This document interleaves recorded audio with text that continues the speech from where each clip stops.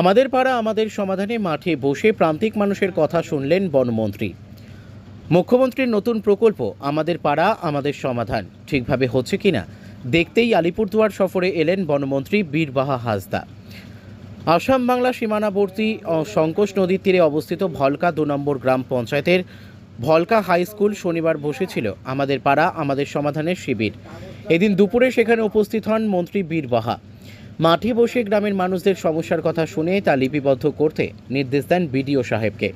শিবিরে উপস্থিত মহিলারা সকলের আগে নিজেদের পাড়া গ্রামের সমস্যার কথা একে একে তুলে ধরতে শুরু করেন। কেউ চাইলেন পাড়ার জন্য পাকা রাস্তা, কেউ চাইলেন পানীয় জল, কেউ বা নিকাশি নালা পরিষ্কারের দাবি রাখলেন মন্ত্রীর কাছে। এবছর বৃষ্টির অভাবে ধান চাষ ঠিকমতো করতে পারেনি ভলকার কৃষকরা, তাই মন্ত্রীর সামনে অনেকেই কৃষিকাজে সেচের জলের জন্য জলের ব্যবস্থার কথা বলেন। এদিন এই শিবিরে অঙ্গনারী কেন্দ্রের দিদিমণিরা এসেছিলেন দল বেঁধে। তাদের অনেকেই তাদের কেন্দ্রগুলোর সংস্কার, পানীয় জলের দাবি করেন। আর যে স্কুলের মাঠে শিবির বসেছিল সেই স্কুলের ছাত্রছাত্রীরাই বা নিজেদের দাবি নিয়ে পিছিয়ে থাকবে কেন? ওই স্কুলের ছাত্রীরা মন্ত্রীকে কাছে পেয়ে স্কুলের জন্য মিড ডে মিলের ঘর, বসবার বেঞ্চ ও শৌচাগারের দাবি করেন। অপরদিকে বনবস্তির বাসিন্দারা হাতির আক্রমণ থেকে বাঁচতে সৌর পথবাতির প্রয়োজনীয়তার কথা বলেন মন্ত্রীকে।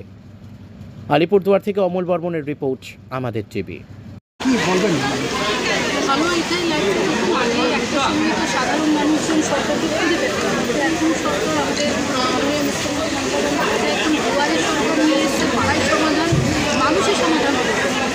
এইটা ভেবে ভালো লাগছে, যেহেতু আমিও একজন গ্রামের মেয়ে, আমি এখন অত্যন্ত গ্রাম থেকে আসলাম, তো এরকম একটা সুযোগ অবশ্যই ভালো